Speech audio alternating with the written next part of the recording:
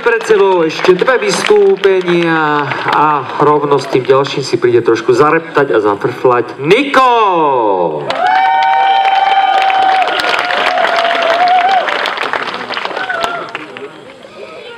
Minule som prišla na jeden workshop, ktorého sa okrem triedy stredoškolákov zúčastnil aj ich učiteľ. Počas prestávky prišiel za mnou a hovorí mi: Pani Nať, ja tomu naozaj nerozumiem. Čo máte medzi nohami? Takéto veci sa mi stávajú preto, že som transrodové. To je ako keď vás mamka celé detstvo núti chodiť na flautu a vy potom zistíte, že radšej fúkate opačným smerom. Tak o mne si naši mysleli, že som žena a nie som. Ja o transrodových ľuďoch stále počúvam nejaké bizarnosti. Napríklad, že chceme obťažovať ženy na záchodoch. Počujte, však ja na to nemám čas. Ja musím 2 hodiny obťažovať tetu na pošte, keď jej vysvetľujem, že sa naozaj volám Niko. Minule som si prišla po balík na moje meno, tak jej podám občiansky a ona, že a to je váš syn? A že nie, nemám 24 rokov, 24-ročného syna. Som to ja a mám tam aj fotku spred 2 mesiacov. A ona, že a to ste tak pribrali? A ja, že hej. A ona, že a prečo by vám rodičia vybrali také otrasné meno? A ja, že tak poprvé ja som sa premenovalo na Niko a po druhé vám rodičia prečo vybrali také otrasné povolanie? Ale mená trans ľudí v strednom rode to je ako prechádza sa po potravinách. To je Rajo, Jojo, Koko, Haribo. Len ja mám normálne meno, Niko.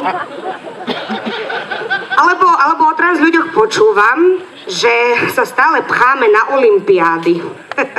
Jediný šport, ktorý robím ja, je, že behám po pánskych oddeleniach obchodov s oblečením a pchám sa do nohavíc na výšku XXS a riť XXL. Alebo že na seba stále chceme len pútať pozornosť. Ďakujem. Ale ja je mám teda dosť. Hlavne v tom HM-ku, keď sa načahujem na najvyšší regál po najväčšie trenky.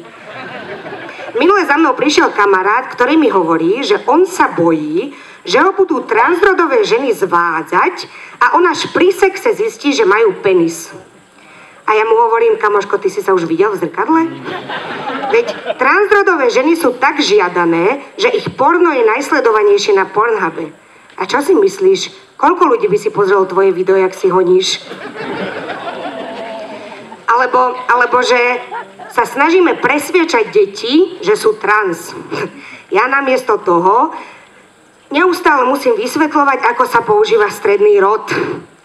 Ako to dievča, to chlapčisko, to Niko.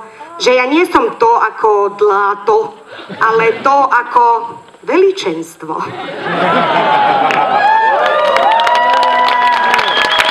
Takže ja nepresviečam deti, že sú trans. Ja presviečam dospelých, že ja som trans.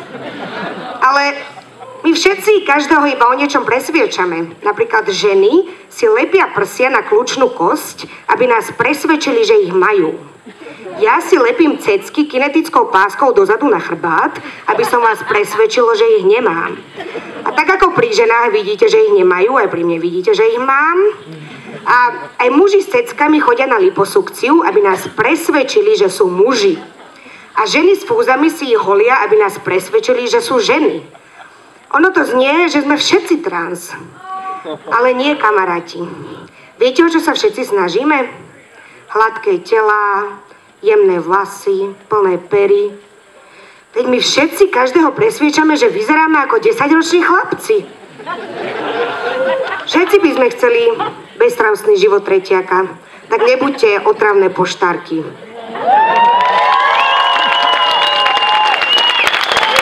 Niko!